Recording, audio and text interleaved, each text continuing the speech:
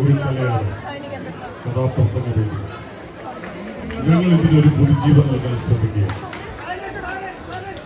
ഈ കഥ ഞങ്ങളുടെ സ്വന്തം സൃഷ്ടിയാണ്. എന്തെങ്കിലും കുറ്റങ്ങളോ കുറവുകളോ ഉണ്ടെങ്കിൽ സദയം ക്ഷമിക്കണമെന്ന് വിനീതമായി അഭ്യർത്ഥിക്കുന്നു.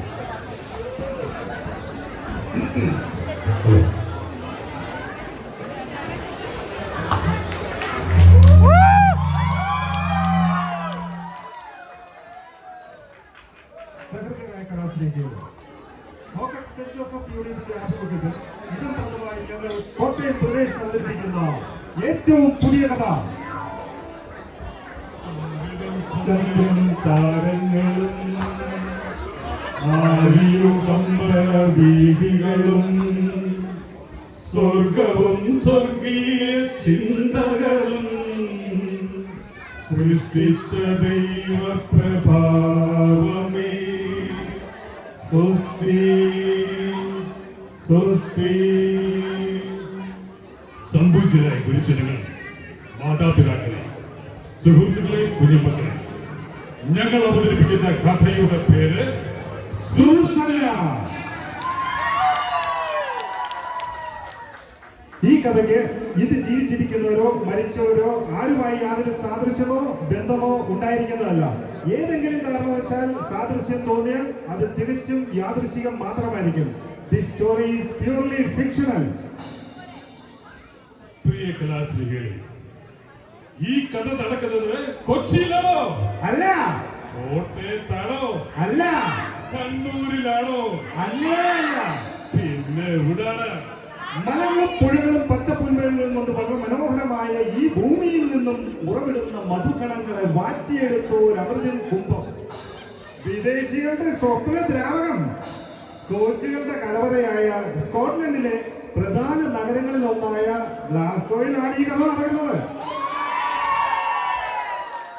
നമ്മുടെ കഥയിലെ നായിക്ക് പ്രായം 22. അതിപുരാതനമായ ക്രിസ്തീയ കുടുംബത്തിൽ ജനിച്ച സൂസന്നയുടെ മാതാപിതാക്കൾ ജോസഫും മറിയവും. കൂലിപ്പണിക്കാരായി അവർ കഷ്ടപ്പെട്ട് അവരുടെ ഏക മകളായ സൂസന്നയെ അവർ വളർത്തി.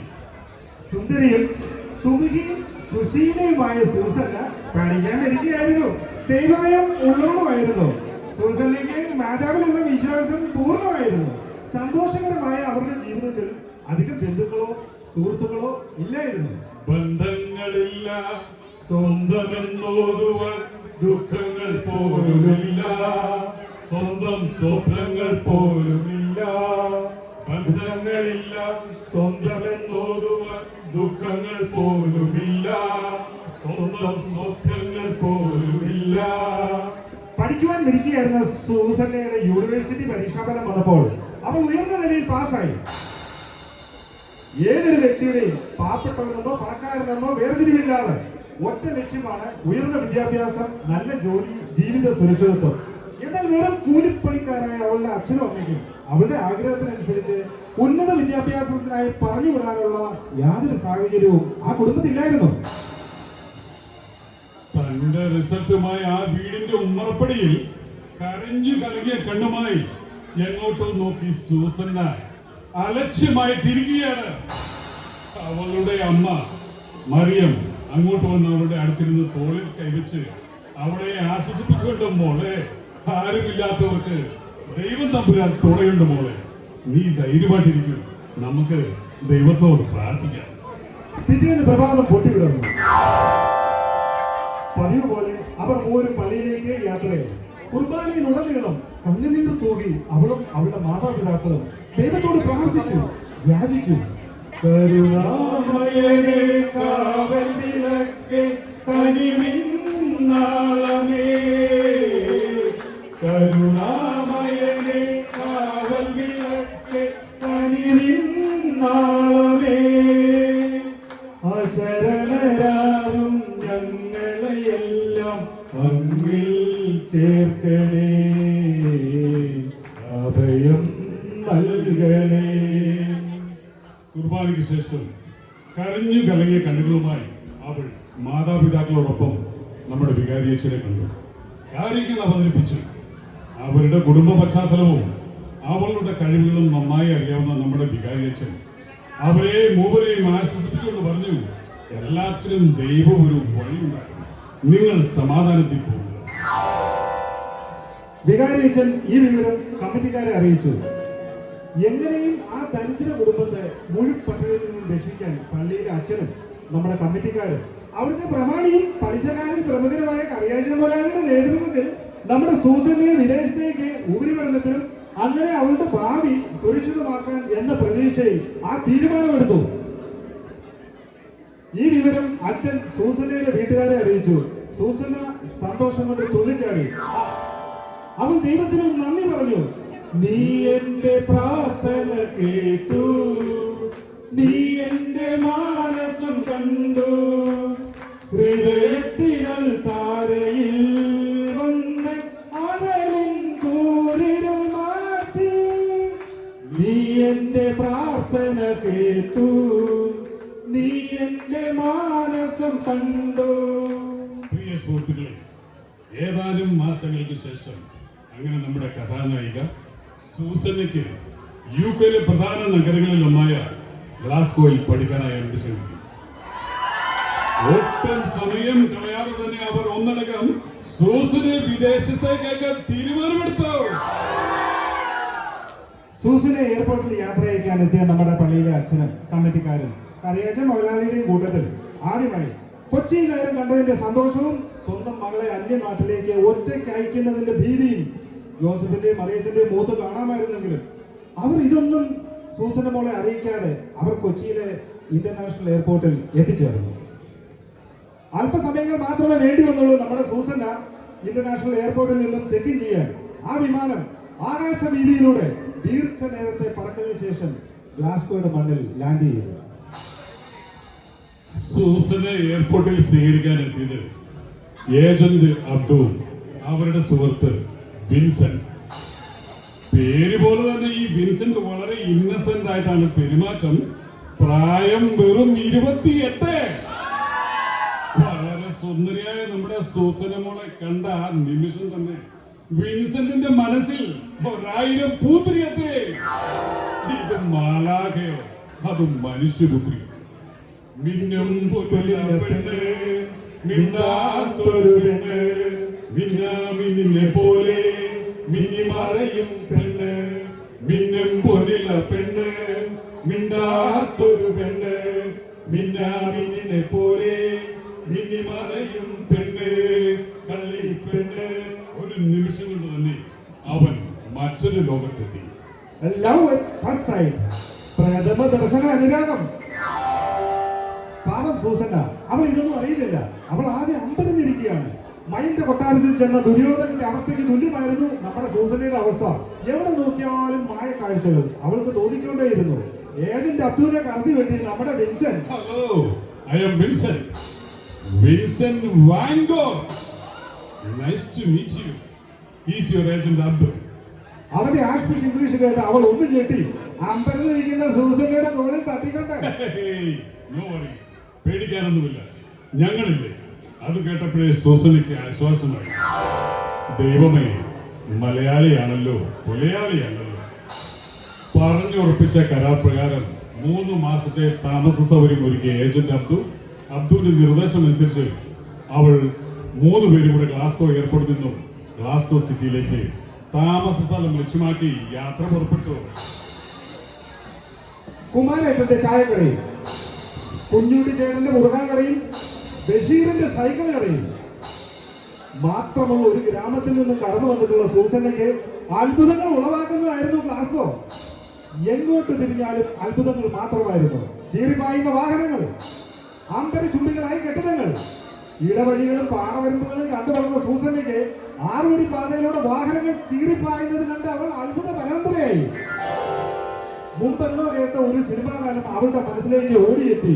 സ്വർഗത്തിലോ നമ്മൾ സ്വപ്നത്തിലോ സങ്കല്പലോകത്തിലോ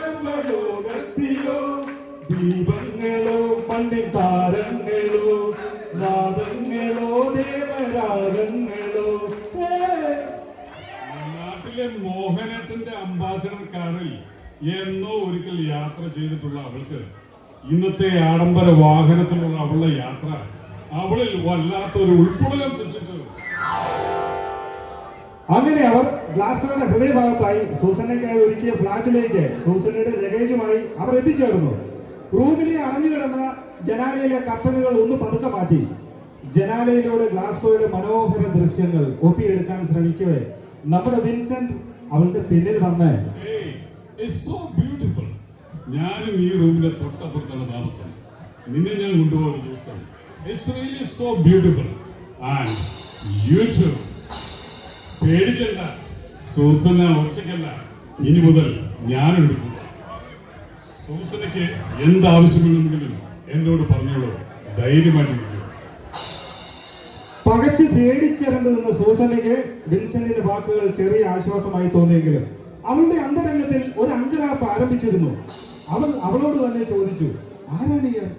ഗ്രാമത്തിലെ 4 അതിരുകൾക്കപ്പുറം പോയിട്ടില്ലാത്ത എനിക്ക് ഇവിടുത്തെ കാഴ്ചകളെല്ലാം പുതുമ നിറഞ്ഞതും അവ്യക്തവുമാണ്. അവിടെ എന്നെ സഹായിക്കാൻ വന്ന ദേവദൂതനാണോ ഇദ്ദേഹം? അതോ ഇദ്ദേഹം? അവൾ ഒരു നിമിഷം മറ്റു പലതും ചിന്തിച്ചു. അദ്ദേഹം ഒരു നല്ല മനുഷ്യനായിരിക്കും. എന്തൊരു നല്ല പെരുമാറ്റം, സുന്ദരനാണ്, വിദ്യാഭ്യാസവും ഉണ്ട്. ആ ചിന്ത അവളുടെ മനസ്സിൽ ഒരു മഞ്ഞു കോരിയിട്ടു. പെട്ടെന്നൊരു നിമിഷം അവൾ തന്റെ മാതാപിതാക്കളെ ഓർത്തു. ദൈവമേ, ഞാൻ ഇവിടെ സുഖമായി എത്തിയ വിവരം എന്റെ ചാച്ചനെയും അമ്മച്ചയും അറിയിച്ചിരുന്നു. എന്തു ചെയ്യും? ഉടനെ തന്നെ ഒരാളുടെ മുഖം അവളുടെ മനസ്സിലേക്ക് ഓടിയെത്തി. വിൻസെന്റിന്റെ റൂമിനെ ലക്ഷ്യമാക്കി അവൾ ഓടി ഡോറിൽ തട്ടേ. ഇറങ്ങി വന്ന വിൻസെന്റ് വളരെ ആകാംക്ഷയോടെ, എന്തു പറ്റി സൂസന്ന? അവൾ അവളുടെ ആവശ്യം അറിയിച്ചു. എനിക്ക് എന്റെ ചാച്ചനെയും അമ്മച്ചനെയും ഒന്ന് വിളിക്കണമായിരുന്നു. സൂസനയ്ക്ക് എന്ത് സഹായം ചെയ്യണമെന്ന് അറിയാതെ ഇരുന്ന വിൻസെന്റിന് അതൊരു ജാക്ക്പോട്ട് ആയിരുന്നു. അത്രേ ഉള്ളൂ. ഇറ്റ്സ് നോട്ട് എ മാറ്റർ എന്നും പറഞ്ഞ് തന്റെ പോക്കറ്റിൽ ഇരുന്ന ഫോൺ കൊടുത്തിട്ട് ആവശ്യത്തിന് സംസാരിച്ചോളൂ, ധൈര്യമായിട്ടിരിക്കും. അവൻ ഫോൺ വാങ്ങി പള്ളിയിലെ വികാരിയച്ഛനെ വിളിച്ചു. എത്തിയ വിവരം ചാച്ചനെ അമ്മയെ അറിയിച്ച ശേഷം അവൾ പോയി വിൻസെന്റിന് ഫോൺ തിരിച്ചു കൊടുത്തു. വിൻസെന്റിനോട് നന്ദി പറഞ്ഞ് അവൾ തിരിഞ്ഞ് അവളുടെ റൂമിലേക്ക് മടങ്ങി. അതിനുശേഷം വിൻസെന്റിന്റെ മനസ്സിൽ ഉത്സവതാളം തുടികൊട്ടുകയായിരുന്നു. സപ്തസമുദ്രം മിഴിയിലൊതുക്കിയ പെണ്ണേ, സാന്നിധ്യരാഗം കവിളിൽ ചാർത്തിയ പെണ്ണേ, 100 ചന്തം രാവിൽ തൂകിയ പെണ്ണേ, നിന്നെ താലി ചാർത്താൻ മോഹം പൂണ്ടവനാരോ, സപ്തസമുദ്രം മിഴിയിലൊതുക്കിയ പെണ്ണേ, സാന്നിധ്യരാഗം കവിളിൽ ചാർത്തിയ പെണ്ണേ, 100 ചന്തം രാവിൽ തൂകിയ പെണ്ണേ, നിന്നെ താലി ചാർത്താൻ മോഹം പൂണ്ടവനാരോ. മണിക്കൂറുകളെ ചവിട്ടിത്തള്ളി ദിവസങ്ങളെ ചവിട്ടുകളെ മാസങ്ങളും കടന്നുപോയി. അവർ തമ്മിൽ വളരെ അടുപ്പത്തിലായി. പ്രാർത്ഥനാശീലമുള്ള സൂസനയുടെ ദിവസ പ്രാർത്ഥനകൾ മുടങ്ങാൻ തുടങ്ങി. തന്റെ പ്രിയപ്പെട്ട ചാച്ചനും അമ്മച്ചിയും ദിവസേന വന്നുകൊണ്ടിരിക്കുന്ന ഫോൺ വിളികൾ ഇല്ലാതായി. അങ്ങനെ സൂസനയുടെ ജീവിതം മാറി പറഞ്ഞു. വിൻസെന്റിന്റെ വാക്കുകൾ അവൾക്ക് കൂടുതൽ ആശ്വാസവും സ്നേഹവും വിശ്വാസവും പകർന്നു നൽകി. ഒരു ഗ്രാമീണ പെൺകുട്ടിയായിരുന്ന അവൾ ആകെ മാറി. ഒരു മോഡേൺ പെൺകുട്ടിയായി. അവളുടെ ജീവിതശൈലി മാറി, വസ്ത്രം മാറി, സംസ്കാരം മാറി. അങ്ങനെ ഒരു ദിവസം ഗ്ലാസ്കോയുടെ വിശാല സൗന്ദര്യം കാണാനായി സൂസനയും വിൻസെന്റും കൂടെ യാത്രയായി. കളിയും ചിരിയും ആഹ്ലാദത്തിമർപ്പുമായി അവർ ഗ്ലാസ്കോ പട്ടണം കറങ്ങി നടന്നു. ഇരുട്ടിന്റെ കരിമ്പടം ഇട്ടുകൊണ്ട് അവർ രണ്ടുപേരും ക്ലബുകളിലും റെസ്റ്റോറന്റുകളിലും മാറി മാറി കയറിയിറങ്ങി. സൂസന്ന ഇന്നുവരെ കണ്ടിട്ടില്ലാത്ത ഒരു ലോകത്തിലേക്ക് വിൻസെന്റ് അവന്റെ കൈയും പിടിച്ച് നടന്നു നീങ്ങി. അവൻ കൊടുത്ത റോസാപ്പൂക്കൾ അവൾ സ്നേഹപൂർവ്വം തന്റെ ഹൃദയത്തോട് ചേർത്ത് ചെറുചിരിയൊന്ന് ചിരിച്ചു, ചെറുവിരലൊന്ന് കടിച്ചു, ചുമന്ന പൂവെടുത്തു, തിരുകി ഒതുക്കി ഉടുപ്പിൽ.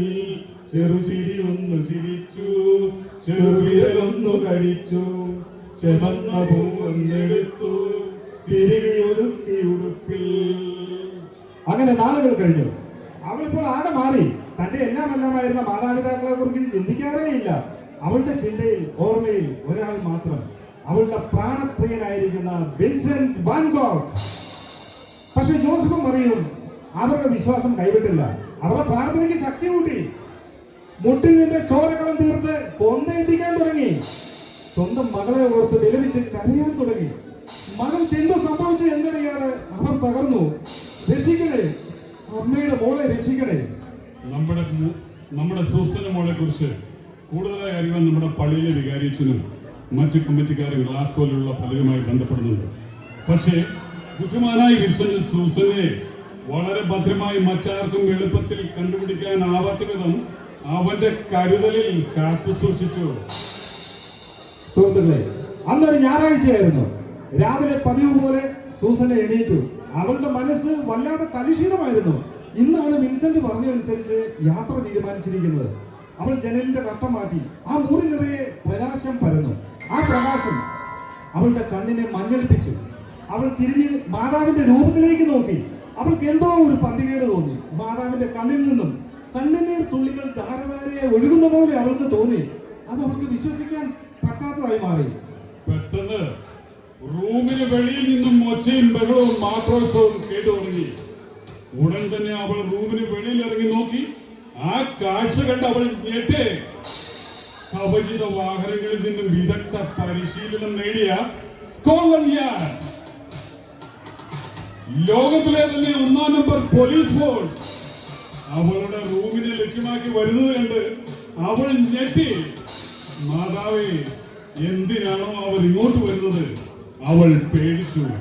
വിൻസെന്റിന് ഫോൺ വിളിക്കാനായി തുടങ്ങിയവ അവൾ കണ്ടു. അവളുടെ റൂമിന്റെ തൊട്ടടുത്തുള്ള വിൻസെന്റിന്റെ റൂമിനെ ലക്ഷ്യമാക്കി പോലീസ് നീങ്ങി. ഒന്ന് ചലിക്കാൻ പോലും ആവാതെ അവൾ മാതാവിനെ നോക്കി നിന്നു. കുറച്ചു സമയങ്ങൾക്ക് ശേഷം പോലീസ് പുറത്തേക്ക് വന്നു.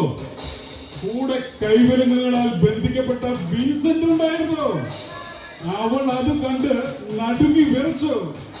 പൊട്ടിക്കരയാൻ ചിരിക്കാൻ കഴിയില്ല, ഞെട്ടു വീണുപോയി. ജീവിതം ഞെട്ടു വീണുപോയി. പൊട്ടിക്കരയാൻ ചിരിക്കാൻ കഴിയില്ല, ഞെട്ടു വീണുപോയി. ജീവിതം ഞെട്ടു വീണുപോയി. എന്ത് ചെയ്യണമെന്നറിയാതെ വിഷണ്ണയായി പകച്ചു നിന്ന് അവളുടെ മനസ്സിലേക്ക് ഒരു മുഖം ഓടിയെത്തി. ഏജന്റ് അബ്ദു. അവൾ ഒന്നും നോക്കിയില്ല. ഫോൺ എടുത്ത് അബ്ദുവിനെ വിളിച്ച് വിവരം അറിയിച്ചു. അപ്പോഴാണ് അവൾ ആ ഞെട്ടിക്കുന്ന സത്യം മനസ്സിലാക്കുന്നത്. എന്താണ് ഞാൻ ഈ കേൾക്കുന്നത്? എന്നെ ജീവനെ പോലെ സ്നേഹിച്ചിരുന്ന എന്റെ പ്രാണപ്രിയൻ, ഞാൻ ഈ ലോകത്തിൽ എന്നെക്കാലം സ്നേഹിച്ചിരുന്ന എന്റെ പ്രേമഭാജനം വിൻസെന്റ്, അവൻ വിൻസെന്റ് അല്ലെന്നോ? അവൻ അമീറാണെന്നോ? സ്കോട്ട്ലൻഡ് യാർഡ് അന്വേഷിച്ചുകൊണ്ടിരിക്കുന്ന ക്രിമിനലുകളിൽ ഒരാളാണെന്നോ? അബ്ദു പറഞ്ഞതനുസരിച്ച് അവൻ ഡ്രഗ് ഡീലർ ആണെന്നോ? Human trafficking നടത്തിക്കൊണ്ടിരിക്കുന്നവരാണെന്നോ?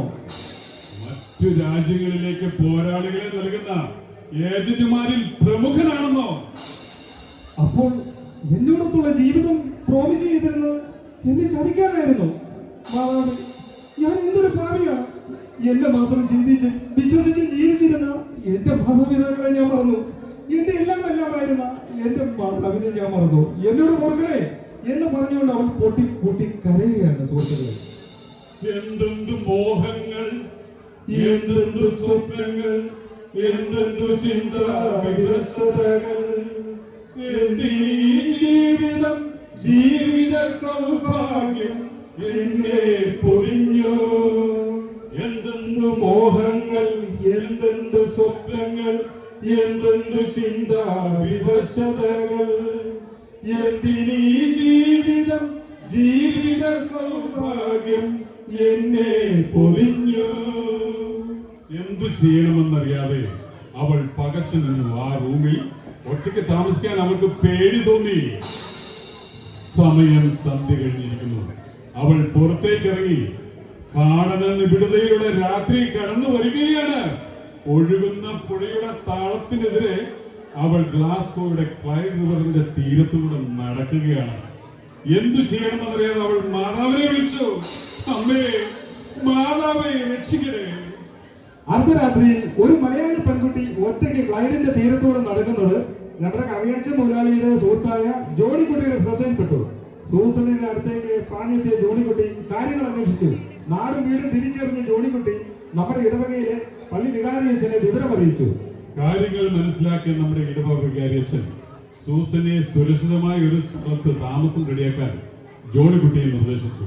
പിറ്റേ ദിവസം ജോണിക്കുട്ടിയുടെ ഭാര്യ ജോണിയുമായി പള്ളിയിലെത്തിയ നമ്മുടെ സൂസന നേരെ ഓടിച്ചത് നമ്മുടെ മാതാവിന്റെ കാൽപാദത്തുകൾ. ക്ഷമിക്കണേ അമ്മേ, എന്നോട് പൊറുക്കണേ. അവൾ പൊട്ടിക്കരഞ്ഞുകൊണ്ട് മാതാവിന്റെ കാൽക്കൽ സാഷ്ടാംഗം വീണ് കിടന്നു. പ്രിയ കലാസ്ത്രീകളെ, ഈ കഥ ഞങ്ങളുടെ ഭാവനയിൽ ഉരുത്തിരിഞ്ഞു വന്ന ഒരു ചെറു കഥയാണ്. ചിലപ്പോൾ ചില ജീവിത സാഹചര്യങ്ങളിൽ ചിലപ്പോൾ അത് പ്രാധാന്യമേകാം. നമ്മൾ പ്രബുദ്ധരായിരിക്കുക, ഭയമല്ല നമുക്ക് വേണ്ടത് ജാഗ്രതയാണ്. നമസ്കാരം. Thank you.